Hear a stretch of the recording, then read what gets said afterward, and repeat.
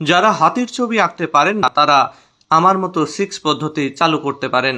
এভাবে প্রথমে একটা 6, তারপরে উল্টা করে আর একটা 6, এরপরে এর নিচে আর একটু বড় করে আর একটা 6 এবং উল্টা পাশে উল্টা করে আর একটা 6 এঁকে দিতে হবে। এরপরে উপরের দিকে হাতির সুরের জন্যে দুই পাশে এরকম দুটো লাইন এঁকে দিতে হবে। এবার হাতির মাথার জন্য বাম পাশ থেকে উপর দিয়ে ঘুরিয়ে ডান পাশে এরকম মিলিয়ে দিতে হবে। দিয়ে দিতে হবে দুইটা চোখ। চোখ দেওয়ার পরে দিয়ে দিতে হবে হাতির কান। এভাবে দুই পাশে সমানভাবে দুটো কান দিয়ে দিয়ে মাঝখানে আরও দুইটা লাইন দিয়ে দিতে হবে। মাথার উপরে দিয়ে দিতে হবে একটু টিকি। এরপরে হাতির সুরে 3টা টান, নিচে এভাবে লাইনটা দিয়ে যোগ করে দিয়ে এঁকে দিতে হবে ল্যাজ। হয়ে গেল আমাদের হাতি। ভিডিওটি কেমন লাগলো কমেন্টে জানাও। সহজে প্রজাপতি আঁকতে প্রথমে এরকম একটা ছোট্ট গোল দিয়ে টান দিয়ে 9 বানাতে হবে এবং এর পেটে আর একটা টান দিয়ে প্রজাপতির বডিটা বানিয়ে পিছনে এরকম 3টা টান দিয়ে দিতে হবে। এরপরে এগুলোকে পাখায় রূপান্তর করতে হবে। এই দিয়ে দিলাম আমরা প্রজাপতির পাখা, সামনের দুটো পাখা, পিছনের একটা পাখা দেখা যাবে। এরপরে তাতে একটু কালো বর্ডার। এরপরে পাখায় জিগজ্যাগ লাইন দিয়ে দিলাম।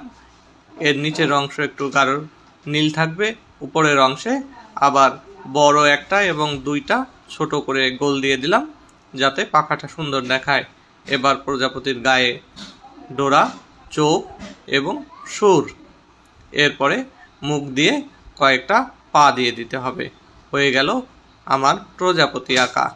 এবার সহজে নীল রং দিয়ে আমি প্রজাপতি এঁকে দিলাম।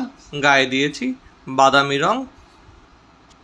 যারা সহজে আপেল আঁকতে চান তারা প্রথমে এইভাবে একটা চাঁদের হাসি সুন্দরভাবে হয়ে যাওয়া চাঁদের মতো করে তার উপরে একটা বোটা এঁকে দেবেন। এরপরে এর উপর থেকে ডান পাশ থেকে এরকম বাঁকিয়ে এবং বাম পাশ থেকে এরকম বাঁকিয়ে নিচের দিকে নিয়ে এসে এভাবে একটা ভাঁজ দেওয়ার মতো করে রাখবেন। ডান পাশেরটাও এভাবে এনে ভাঁজ দেওয়ার মতো করে মিশিয়ে দিবেন। আপেল হয়ে গেল। এবার দিয়ে দিতে হবে আপেলের গায়ের কিছু রেখা। এভাবে হালকা হালকা চিকন লাইনে দিয়ে দেওয়ার চেষ্টা করবেন। আমি সহজে এটা দিয়ে দিলাম। এভাবে বুঝে বুঝে দিলেই সহজে হয়ে গেল আপনার আপেল। ভিডিওটি কেমন লাগলো এটি অবশ্যই কমেন্ট করে জানাবেন। ভালো লাগলে লাইক, কমেন্ট, শেয়ার